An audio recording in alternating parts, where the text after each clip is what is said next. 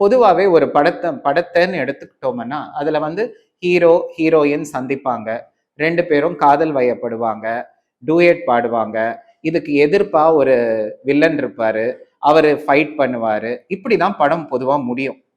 இந்த படத்துல பாத்தீங்கன்னா ஹீரோ இருக்காரு, ஹீரோயின் இருக்காங்க, எல்லாம் ஓகே.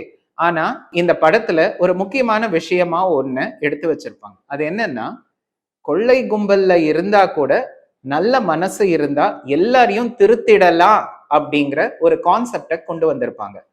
நம்ப மாட்டீங்க, ஃபைனல் கிளைமேக்ஸ் அப்போ கொள்ளை கூட்ட தலைவனான நம்பியாரே மனம் மாறி போலீஸ் கிட்ட சரணடைஞ்சிருவார். அவரே உண்மையை சொல்லி எம்ஜிஆர் மேல இருந்த பழி தன்னதுதான், அவர் மேல நான் தான் பழி போட்டேன் அப்படின்ற உண்மையையும் ஒத்துப்பார். இப்படி கெட்டவர்களும் நல்லவர்களாக மாறலாம், அவர்களுக்கான சூழ்நிலை இருந்தால் அப்படிங்கிற ஒரு கான்செப்டை இந்த படத்துல சொல்லியிருப்பாங்க.